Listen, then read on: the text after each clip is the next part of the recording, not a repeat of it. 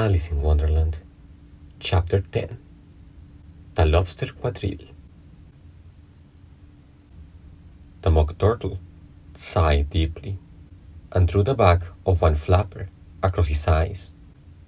He looked at Alice and tried to speak, but for a minute or two, sobs choked his voice.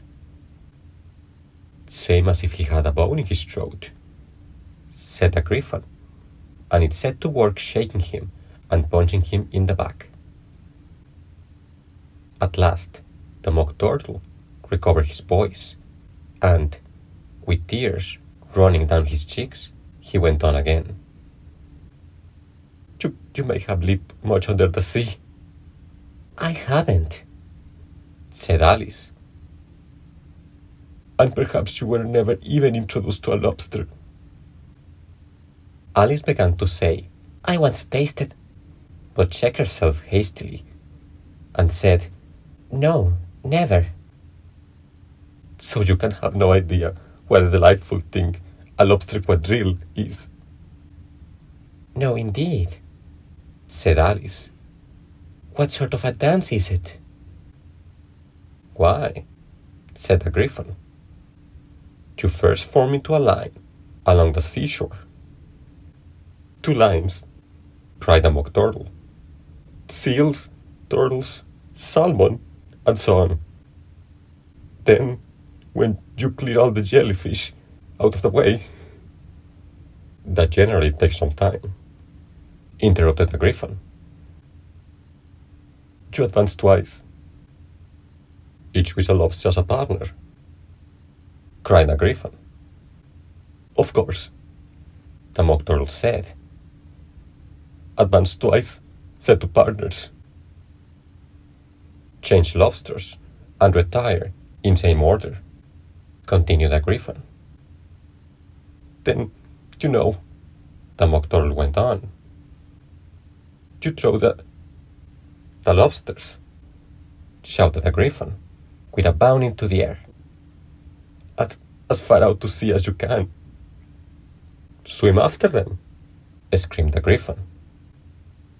"Turn a somersault in the sea," cried the Mock Turtle, capering wildly about. "Change lobsters again," yelled the Gryphon at the top of his voice. "Back to land again, and that's all the first figure," said the Mock Turtle, suddenly dropping his voice. And the 2 creatures, who had been jumping about like mad things all this time, sat down again, very sadly and quietly, and looked at Alice. "It must be a very pretty dance," said Alice timidly. Would you like to see a little of it?" said the Mock Turtle. "Very much indeed," said Alice. "Come, let's try the first figure," said the Mock Turtle to the Gryphon. "We can do without lobsters, Which shall sing?" "Oh, you sing," said the Gryphon. "I've forgotten the words." So they began solemnly dancing round and round Alice, every now and then treading on her toes when they passed too close, and waving their forepaws to mark the time, while the Mock Turtle sang this very slowly and sadly. "Will you walk a little faster?"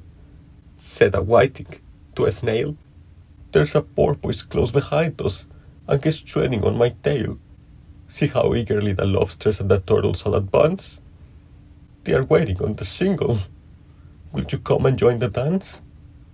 Will you, won't you, will you, won't you, will you join the dance? Will you, won't you, will you, won't you join the dance?" You can have no notion how delightful it will be when they take us up and throw us with the lobsters out to sea. But the snail replied, too far, and gave a look askance. Said he thanked the whole whiting kindly, but he would not join the dance. Would not, could not, would not, could not join the dance. Would not, could not, would not, could not join the dance. What matters it how far we go? His scaly friend replied. There is another shore, you know, upon the other side. The further off from England, the nearer is to France. Then turn not pale, beloved snail, but come and join the dance. Will you, won't you, will you, won't you, will you join the dance?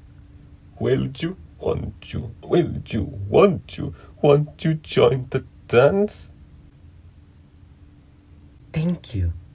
It's a very interesting dance to watch, said Alice, feeling very glad that it was over at last.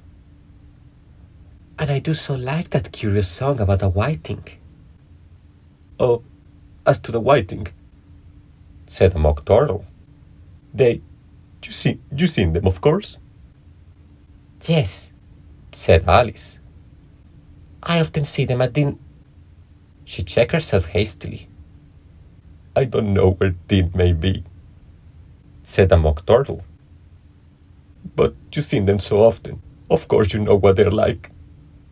I believe so, Alice replied thoughtfully. They have their tails in their mouths, and they are all over crumbs. You are wrong about the crumbs, said the mock turtle. Crumbs will all wash off in the sea, but they have their tails in their mouths, and the reason is... Here, the mock turtle yawned and shut his eyes. Tell her about the reason, and all that, he said to the Gryphon. The reason is, said the Gryphon, that they will go with the lobsters to the dance. So they got thrown out to sea, so they had to fall a long way. So they got their tails fast in their mouths, so they couldn't get them out again. That's all. Thank you, said Alice.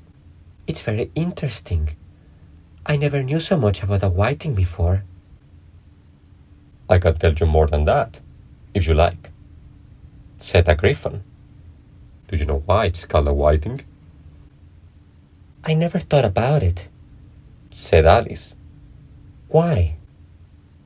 It does the boots and shoes, the Gryphon replied, very solemnly.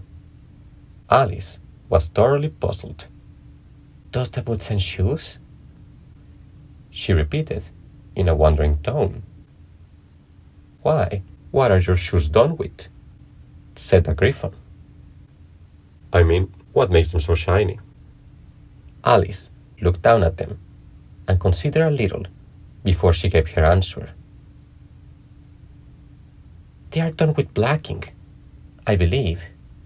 Boots and shoes under the sea, the Gryphon went on in a deep voice, are done with a whiting. Now you know. And what are they made of?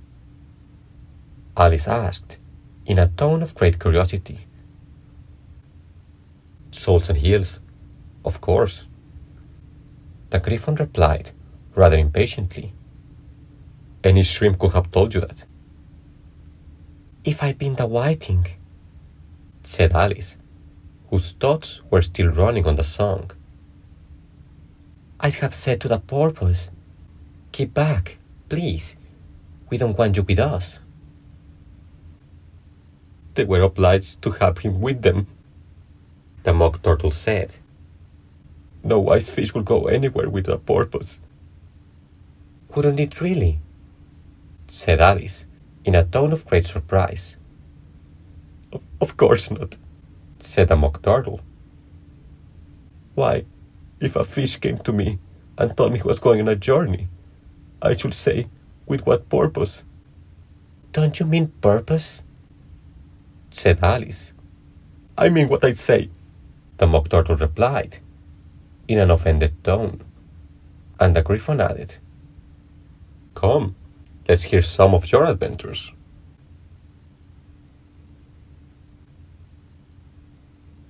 Thanks for listening.